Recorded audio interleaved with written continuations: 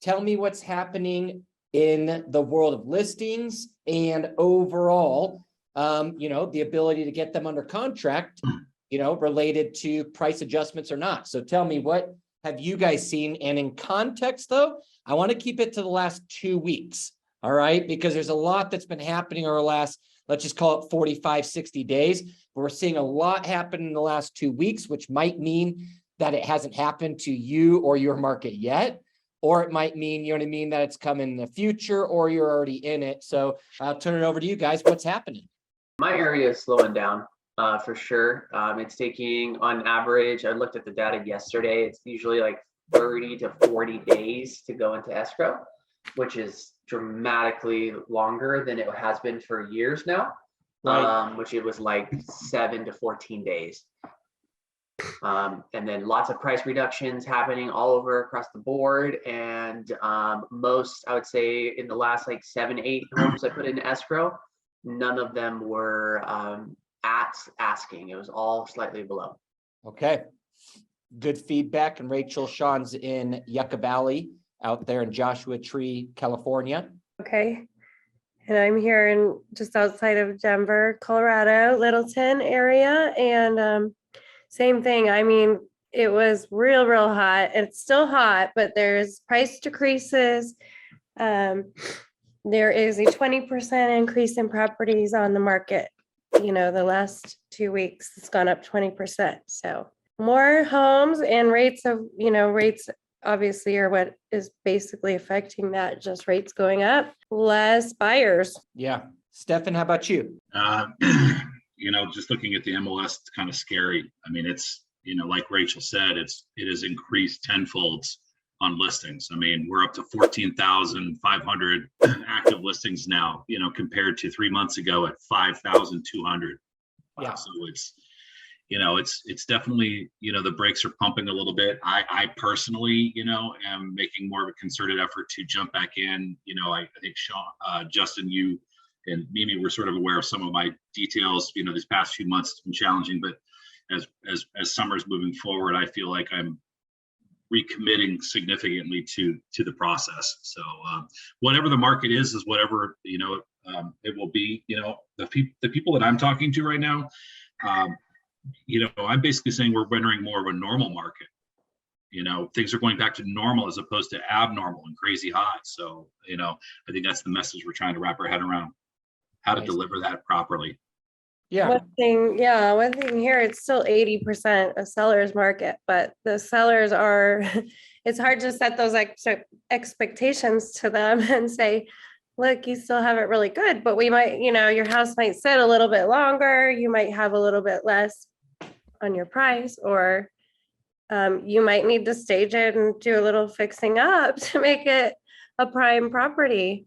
Yeah, some folks are just not aware that the shift has already occurred. Like they're still stuck in this mindset of like, I'm going to sell this baby and tomorrow, and it's going to get 20% over asking. It's like, those days are gone.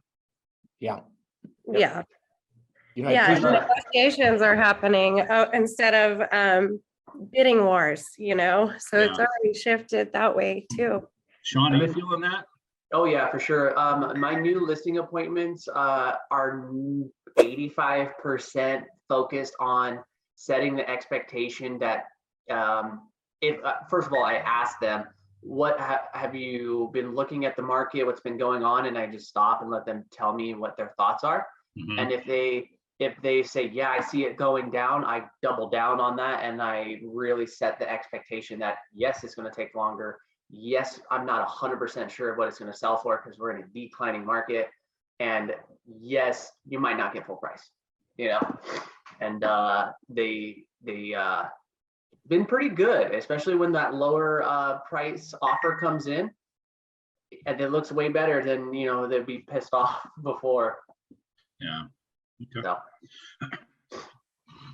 So for today, I appreciate you guys sharing it. I think, Stephen, you said it very well, which is how to message it, because, Rachel, as you just informed the type of market we're in, and Sean, probably the one here who does the most transactions, as you guys heard him say, my last 6 to 7, which was probably like over the last 3 weeks, of his listings. But what's really interesting about this process is I want to give you a formula, okay? And if you're taking notes or you go back to replays or anything like that, is data, market, marketing equals strategy.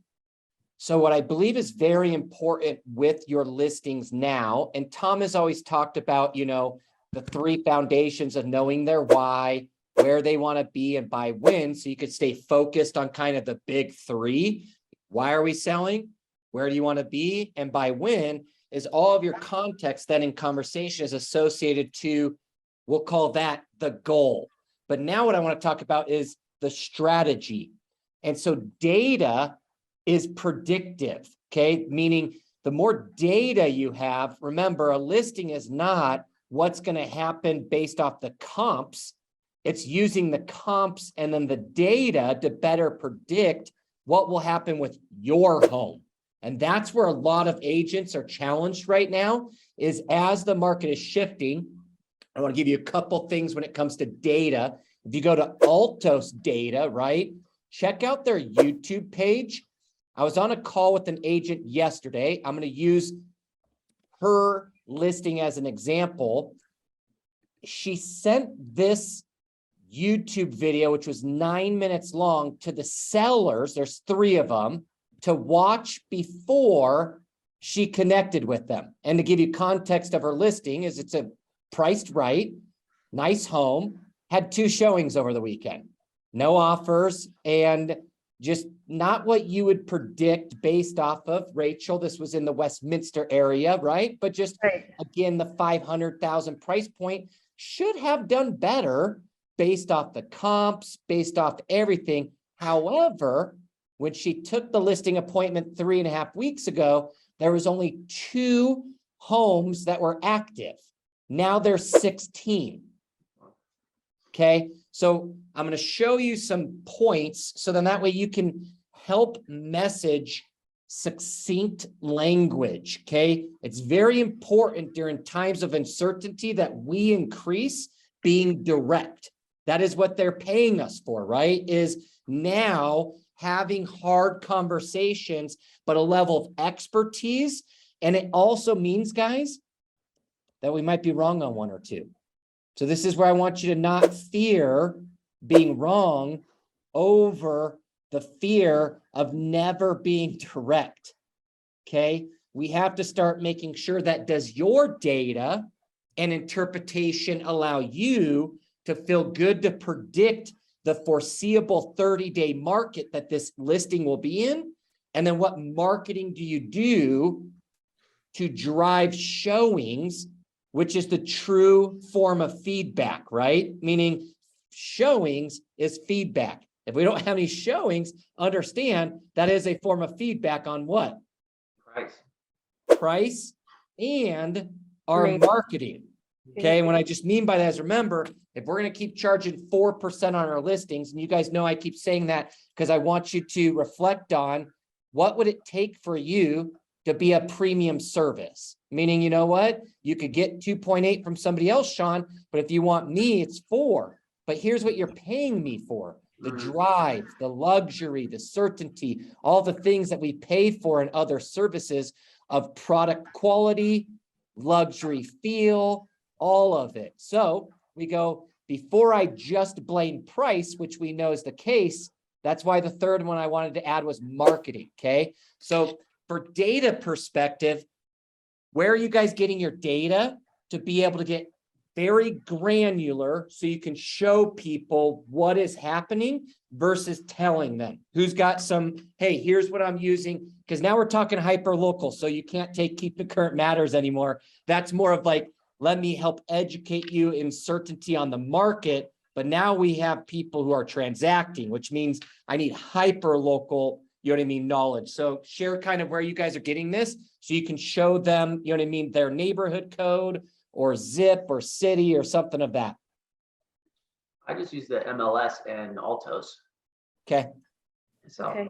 Yeah, I'm pretty much into MLS as well, and the association here, the Realtor Association, puts out pretty good data. Yeah. Sean, have you dove into showing times reporting? No, So you're using Showing Time now, right? As the correct. service? Yeah, You as well, Rachel? Yeah, they're trying to switch to Broker Bay, but it hasn't really clicked yet. Okay, So we're kind of both. check out in Showing Time. When you Okay. go to a listing, there's a whole nother section that's called reporting. I will email you guys what it is. I was actually looking at this weekend. You can take all the way down to like a neighborhood code, Sean, and it gives you the average showings per listing. I'm seeing that right now. That's awesome. Are you? How Yeah. badass is that, right? Yeah, that's amazing. Cool. Okay, so Stephen, how about you? What type of data are you using for more local? Fred always supplies us with a Cromford report, and Yep. you can narrow that down to specific zip codes. So that's helpful. But I like this Showing Time thing. I'm actually jumping into it right now. Yeah, it is great. So I'm going to share my screen real quick just to show you a little example, okay? Let's just assume you're dealing with the listing, and we're going to use this one as an example, okay? Here's kind of, you guys can see my screen. Mhm. I want you to make sure that you're using visuals. So this was a local agent, Rachel, right? But if you're going to talk to a seller, remember, all political campaigns have graphs, right? You guys know every time we have, the presidential campaign, all you see on TV is just graphs everywhere, right? Colors and charts, because it's the easiest way to visually keep people wanting to learn and or helping them believe they know. So this is just an example of, hey, let's show the pendings and let's show the actives. From twos are great. So I just want to give you some examples of data. Pulling data from like a while ago to show compared to the data of today looks a lot different. So for this example, I was just kind of sharing that with you. So here's some other data, right? When you look at Sean, now you can actually see that showing trend graph that I was talking about. Here's just, local data in Colorado of, okay, 27, 20, 19, 17, 12, 9. I can't wait for June to come out because Rachel, what do you think the average shows per listing is going to be? It's at 7 now, so or 8, so probably 4. Right? Now, here's the thing is that what's going to be nice, though, is that each month when that starts flatlining, we now know we're through what? Yep. We're baseline now.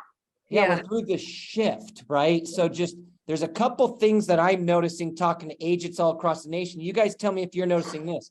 So we're still in a seller's market, right? From a months of inventory perspective. Yeah.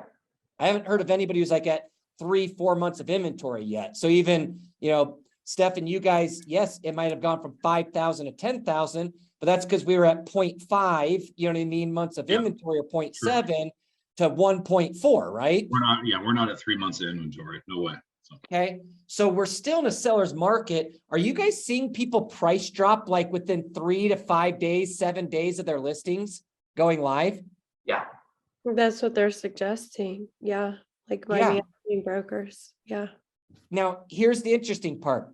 I remember being an agent, and it was never easy getting a client to take my suggesting to drop price in the normal market. Right. Would you guys agree? Yep. Okay. So some interesting things are happening right now is people are most likely understanding that they made a ton of money over the last 2 to 3 years. And so giving some of it back is an easier suggestion right now. But would you be dropping your price of your home in a seller's market with only having on the market for 5 days or so? No. I sure the hell wouldn't. What would you do? I would have priced it better though first. So. Okay. So now let's assume you're like, reviewing this one where it is priced right. It's just unfortunately they're in the heat of this shift, right? So what would you do if you feel like the pricing was right? You know what I mean? The data was good. And unfortunately now you're just realizing we're in a little bit of this decline a little bit longer. If it was your home, what would you do? I would look at average days on market, how long it takes for them to get into escrow, look at those particular listings and see how they compare to mine. Also, if I'm in a rush, I would incentivize it by offering a credit or a buy down or something like that. Cool. Okay. So the reason why I asked that question is would you guys all agree that most agents can up our marketing for each listing that we have?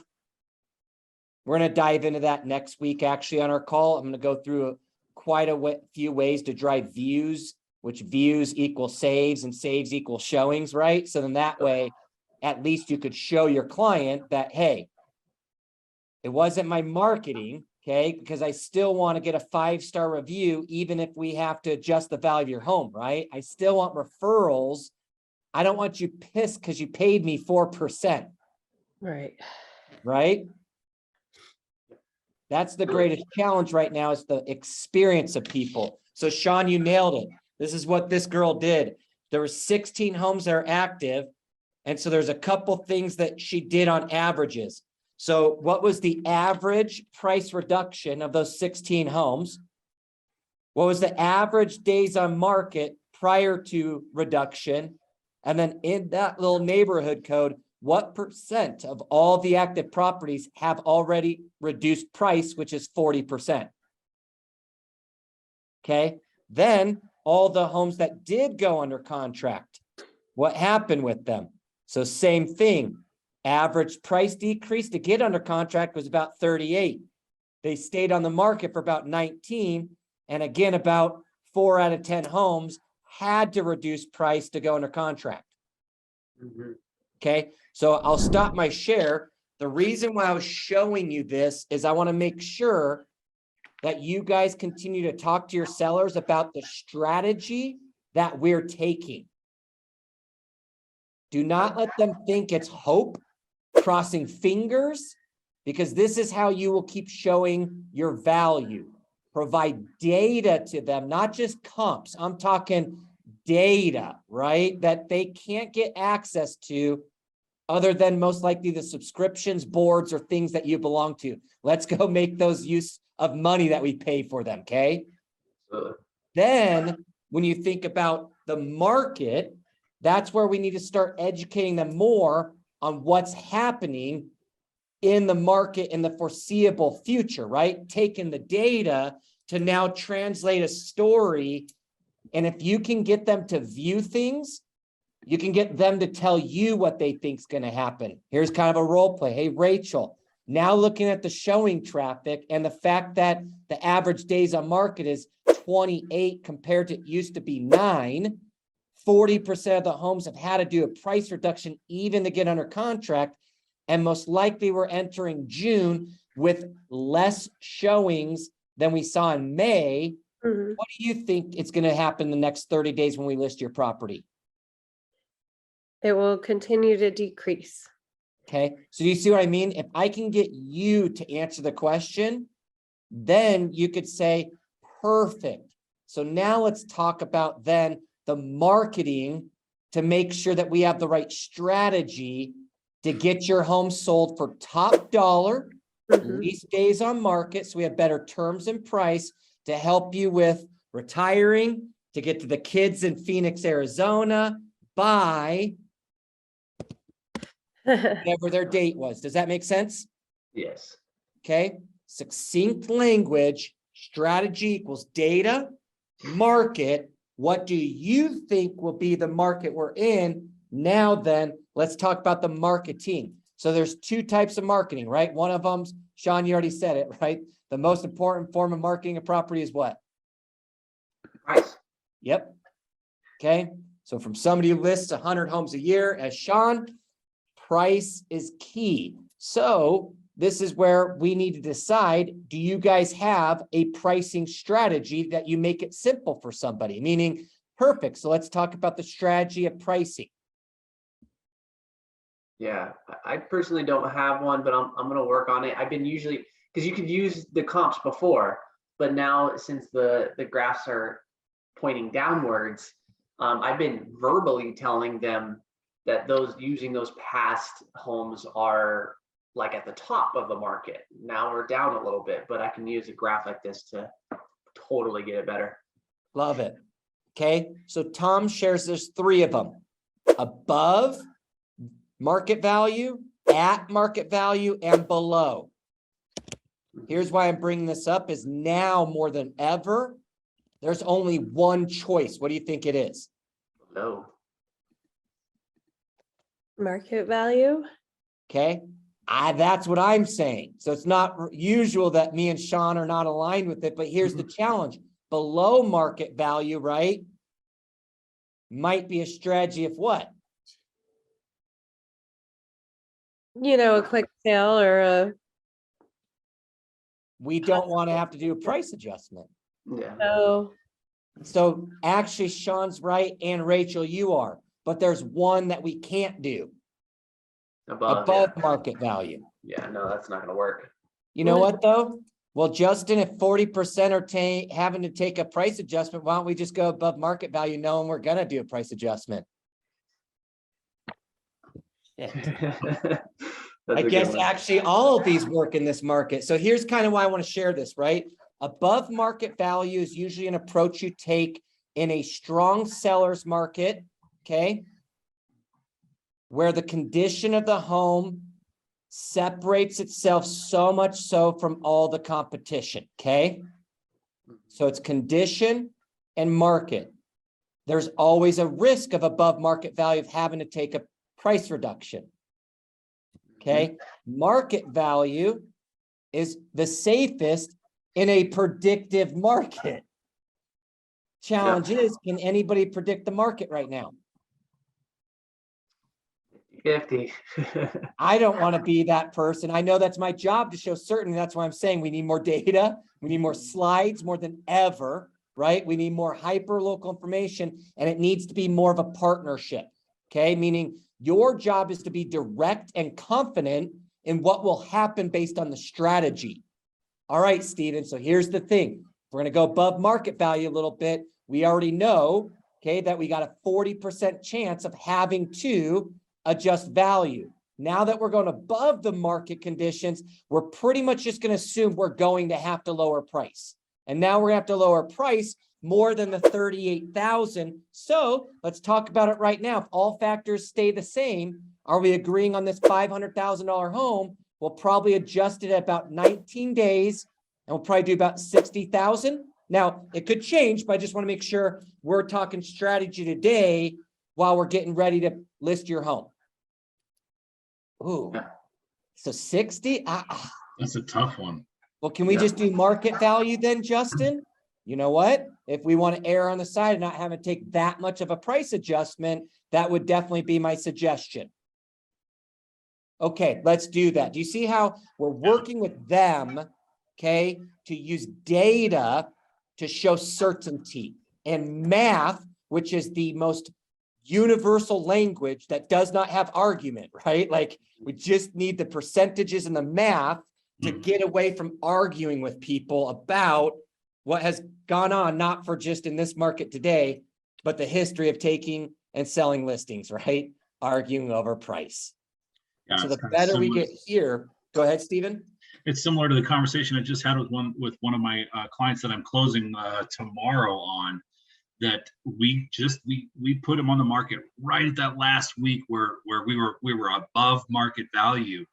But as we were getting near the inspection period, it was very clear at the end of the inspection period, it was very clear that the market had shifted dramatically in 7 days. Right. And there was a whole slew of other homes on the market that were 25,000 less than this guy's house. And so I was sitting with him having a conversation going, listen, if we're going to have to do seller concessions or possibly risk losing this and having to put it on the market, you may drop 5,000 or so in seller concessions versus if we have to fall out of contract and relist and possibly take a $25,000 to $35,000 reduction.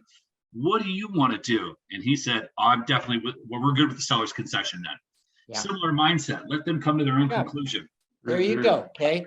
I just want to share the big takeaway today was the formula, right? I want to make sure that if you guys are taking 30 minutes away and going, okay, you're right.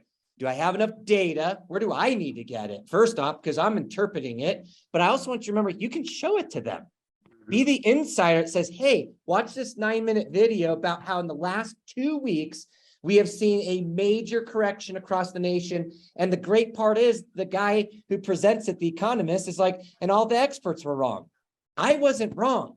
You have to remember, I'm the insider connecting you to your goal using information from the experts, right? So now the good news is you're not to blame because you're using information and intelligence to make a decision with them and an agreement, right, upon strategy. So I'll turn it over to you guys with questions. Next week's call, I'm excited because I want to dive into marketing. This is 100% where marketing will matter, because you're going to ask somebody to lower their price, 40,000, 60,000. What you want to do is make sure that there's a story they tell people, which goes, man, and I am so amazed at how much marketing my agent did and the exposure they got from my property. So that way I know that, look, we just timed the market wrong, but if you need an agent, and I'm only saying this because where a referral is going to come in the future is third-party stories.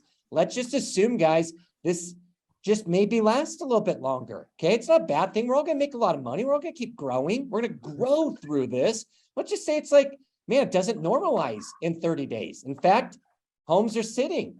And we're going to have to figure out, how do you become the agent who has the greatest value proposition of how to expose properties and navigate sellers through what we were working on today. So any questions or anything that I can answer, closing out like strategy, i.e. formula of the big three. Okay. I don't have any questions, but I do want to know that you mentioned the biggest thing was to increase being direct.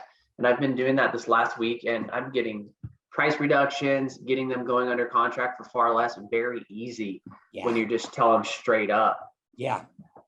And they go for it.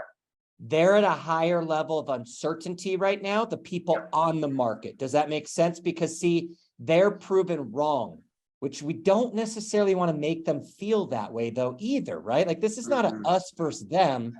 That's why I'm saying this is a repeat referral partnership business. We agreed on the strategy. We both have to take fault for it, but not for any other reason other than nobody could predict that 14 more homes were going to list. We're navigating this together. Yes, you're 100% right, man. Now, here's where we're not together. I'm the expert, right? You're paying me to help you make decisions, right? Do we want to get this home sold so you can get to Arizona, make the most amount of money and have it on the market for the least amount of days so you're there September 1? Yep. I'm going to tell you what we have to do. We need to drop it $38,900. Why? Because that is literally what everybody has done. But in fact, I'm probably going to err by another percent. So we're going to go $42,000 because that's what they all had to do. And the market is softening even more. So that's just kind of where, Sean, great feedback, brother. You're right. In times of uncertainty, being direct, you know what I mean, is important. When they feel like they are 100% right, you don't want to combat through direct opposite language. What you want to do is dive deeper into why they feel that way, and then find out, let me ask you, do you consider yourself open-minded, Sean? Yes, I do. Awesome. Let me show you a couple slides just to confirm that you're right. And then maybe in those slides, it wasn't me saying anything. It was the slides being shown to them that then they say, ooh, man, you know what? And now I can tell you how I thought you were wrong. Okay. But all this is going to apply to all markets. It's just remembering Tom's big. Why, where, by when. And then if you're not talking strategy, and strategy is data, foreseeable market, and then your marketing, right? Then you don't have strategy. You just kind of took a listing and they probably didn't have a clear understanding of the outcome. Cool. Gotcha. That's amazing. Anything on your end? Good stuff. Okay. Awesome. Hey guys, have an amazing Tuesday. See you on our calls. See you guys later. Bye. Bye, guys.